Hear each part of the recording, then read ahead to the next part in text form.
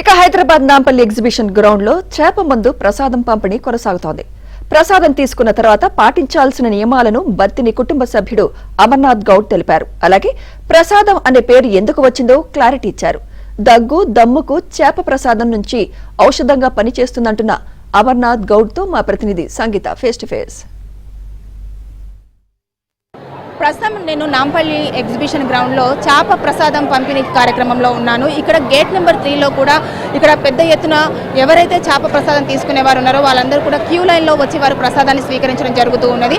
అయితే ఇది గత 180 ఏళ్ల సంవత్సరాల నుంచి కూడా ఈ ప్రసాదం అనేది పంపిణీ జరుగుతూ ఉన్నది. ఏదైతే బత్తిని ఫ్యామిలీకి సంబంధించిన ముందుగా హర్నాథ్ గౌడ్ నుంచి స్టార్ట్ అవడం జరిగింది. అక్కడి నుంచి కూడా ఇప్పుడు బత్తిని ఎవరైతే అమర్నాథ్ గారు ఉన్నారో ఆయన మనతో ఉన్నారు. ఆ కుటుంబానికి సంబంధించిన వారు. ఆయన ఆధ్వర్యంలోనే ఈసారి ఈ యొక్క చేప ప్రసాదం అనే కార్యక్రమం జరుగుతుంది, పంపిణీ కార్యక్రమం జరుగుతుంది. మనం ఆయనతో మాట్లాడేసి మరిన్ని వివరాలు తెలుసుకునే ప్రయత్నం అయితే చేద్దాం. సార్ నమస్తే సార్.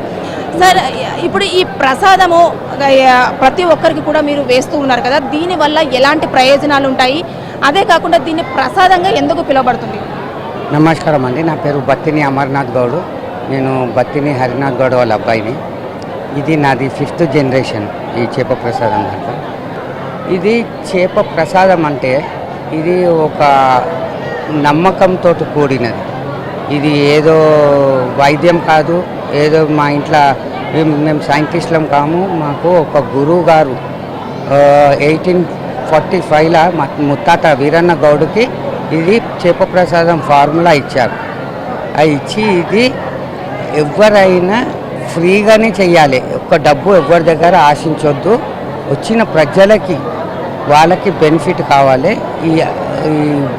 ఇది ఈ చేప ప్రసాదం ఏదేది దానికి పనిచేస్తుందో అంటే అస్తమా, ఇంకా కఫ్, దమ్ము, దగ్గు, మళ్ళీ కొంతమందికి కోల్డ్ ఎలర్జీ ఉంటుంది, లైక్ స్నీజింగ్ అయినా, కొంతమందికి కొద్దిగా బయటికి వెళ్తే చలి వెదర్ డే చేంజ్ కాగానే కొద్దిగా సర్ది జల్లి వస్తుంది.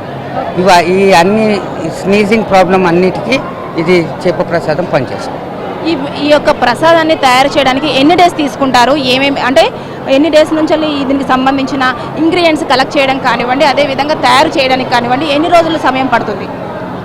ఇది మాది మృగశిర కార్తీక ఎప్పుడైతే వస్తుందో అప్పటి నుంచి కంటే ముందు నుంచి మేము కొన్ని హర్బ్స్ అంటే మూలికలు ఒక్క దగ్గర దొరుకుతాయి.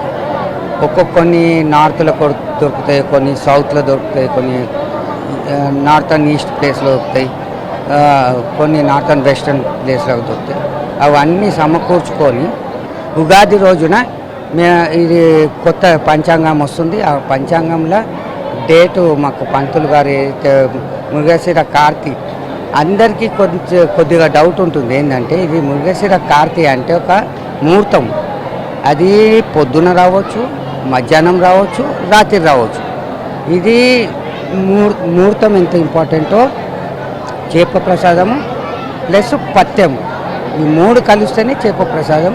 దాంతో ఇదంతా మేము అందుకుంచే సంవత్సరంలో ఒకటే రోజు ఇస్తాము, అది కూడా 24 గంటలే. మళ్ళీ అది అయిపోయినాక మళ్ళీ ఎప్పుడు ఇవ్వము. దీన్ని బట్టి చూసేస్తే గత ఏడాది 55,000 మంది కూడా ఈ ప్రసాదాన్ని తీసుకోవడం జరిగింది. ఈ ఏడాది కూడా ఒక 5,000 లేదంటే 6,000 వరకు కూడా పెరిగే అవకాశం ఉందైతే అని అంచనా వేయడం జరుగుతుంది. వీడియో జర్నలిస్ట్ మధుతో సంగీత, ABN ఆంధ్రజ్యోతి, హైదరాబాద్.